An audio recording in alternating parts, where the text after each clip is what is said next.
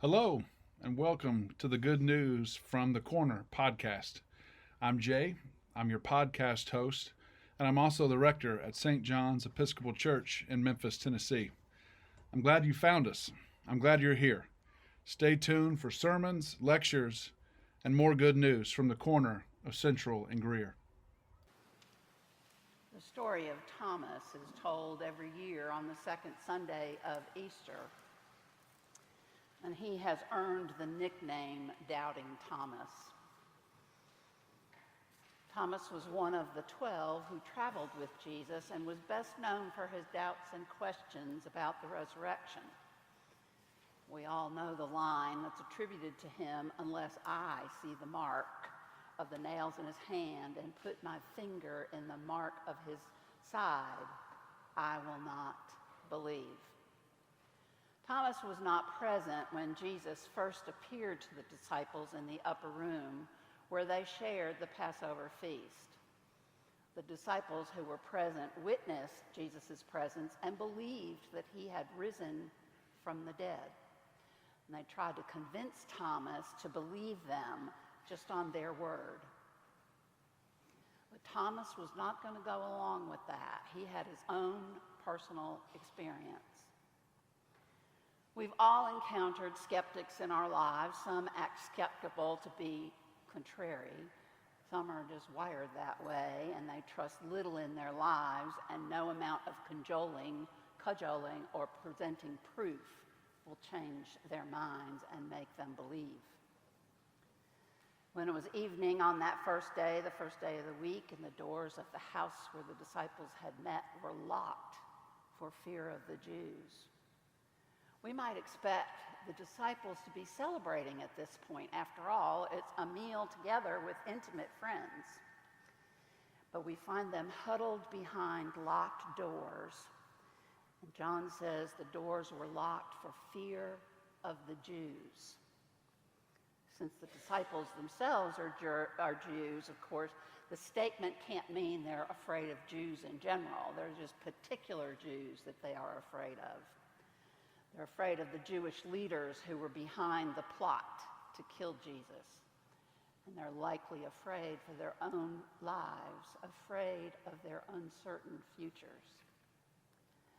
And maybe, just maybe, the disciples were afraid of Jesus. After all, they had failed him miserably. They fell asleep on him, they denied him, they did all kinds of things against him. Peter had denied him 3 times. The rest had deserted him except for the disciple whom Jesus loved, which to this day remains nameless. Perhaps the last person the disciples wanted to meet on this evening was Jesus, risen from the dead, and would possibly confront them with their failures. But he comes not to confront the disciples with their failures, but to grant them peace. His greeting, "Peace be with you," carries the sense of the Hebrew greeting, shalom, a blessing that connotes more than tranquility, but a deep and holistic sense of well-being, the kind of peace that the world cannot give. Specifying what it means to be sent to make known the love of God that Jesus himself has made known. As people come to know and abide in Jesus, they will be released from their sins. That's what the Easter message is. That's what Easter promises us. For some reason, they are not told why Thomas was absent, but he was, and he missed out on his first encounter with the risen Jesus. And although I think he's gotten a bad rap as the doubting Thomas, he asked for nothing more than what the others have received, to actually touch Jesus, wounds and all. And the wonder of this story is that Jesus shows up a week later to provide Thomas exactly what he needs in order to believe. And isn't that just like Jesus? He shows up exactly when we need him for exactly the reason that we need him and points us in the direction to go. Jesus gives us everything we need, maybe not all we want, but certainly everything that we need, because there is a difference between want and need. Jesus' response to Thomas is not a rebuke, but rather a blessing for all those who will come to believe without having had the benefit of a flesh and blood encounter with Jesus. Thomas wants and needs to see these wounds for himself.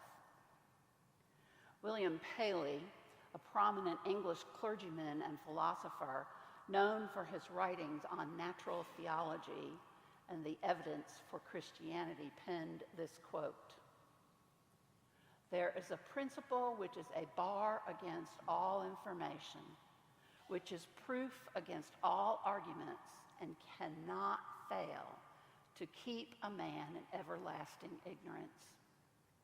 That principle is contempt prior to investigation." Let me read that again because it's a little bit wordy. "There is a principle which is a bar against all information, which is proof against all arguments, and which cannot fail to keep a man in everlasting ignorance. That principle is contempt prior to investigation."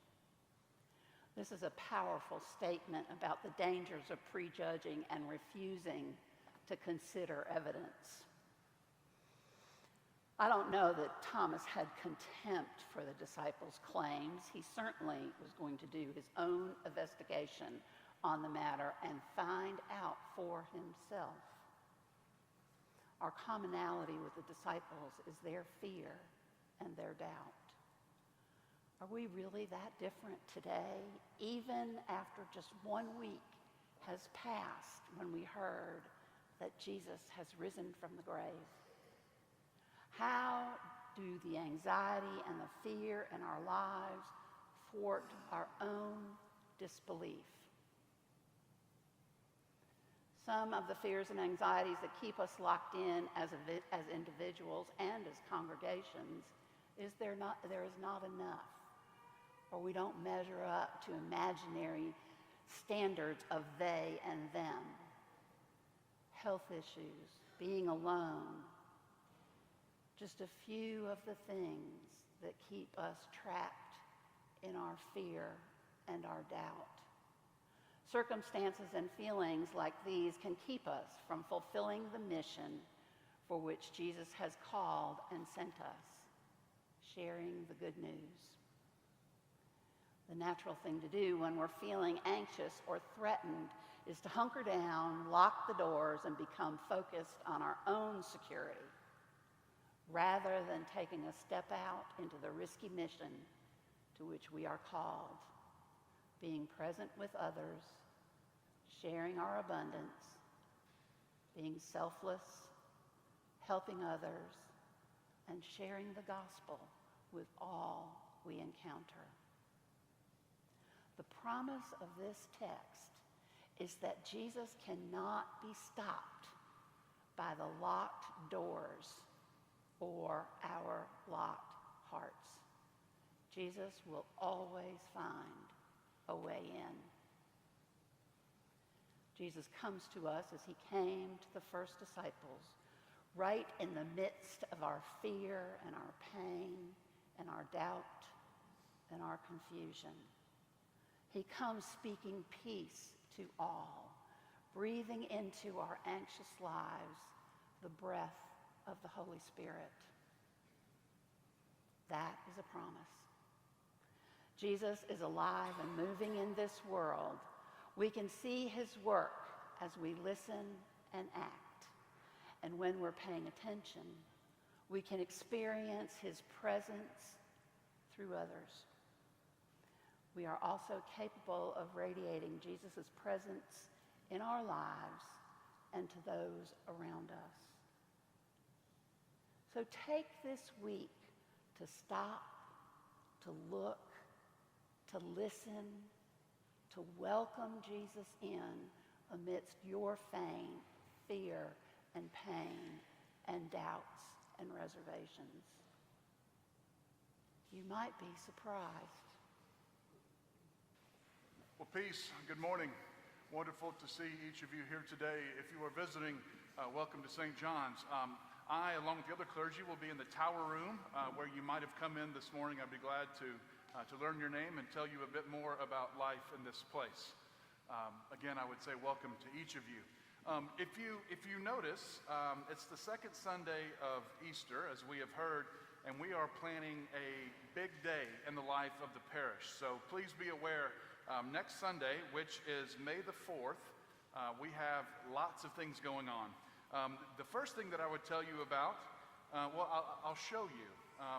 This is a t-shirt, which we now have for sale. Next Sunday is May the 4th, so we will be gathering for a Cinco de Crawfish and Parish Family Carnival. We're going to have everything. George Gully is here with the Festivities Committee. We have t-shirts actually pre-sale today over in the Parish Hall, and George told me to tell you each t-shirt purchase comes with a free donut as long as the donuts hold out. So next Sunday, May 4th, join us for the Cinco de Crawfish. You'll notice we have the pricing for adults, for children, and for families. Kids 3 and under will eat free. We're also going to have the Parish Carnival Big River hot dog stand, balloon twister, music, cornhole, horse races.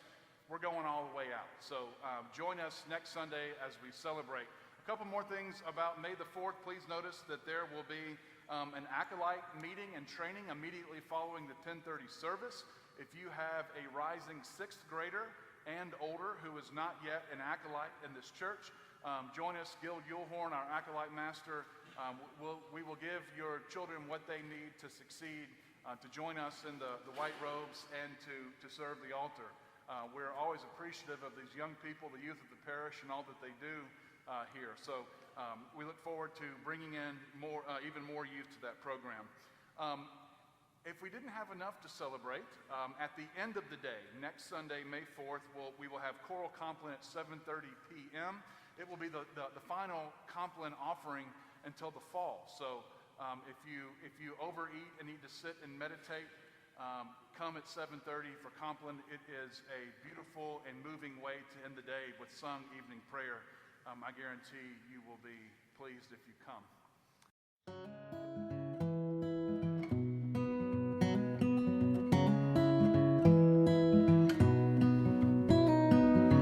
Thanks for tuning in today. You've been listening to the Good News from the Corner podcast. St. John's Episcopal Church is located at the corner of Central and Greer in Memphis, Tennessee. Our parish website is www.stjohnsmemphis.org. You can also catch us on all of the normal social media platforms. You can join us for church at 10:30 on Sunday morning on our St. John's Memphis YouTube channel. Share the Good News podcast with somebody. And remember, you matter to God. Your life is not yours alone. Come see us sometime.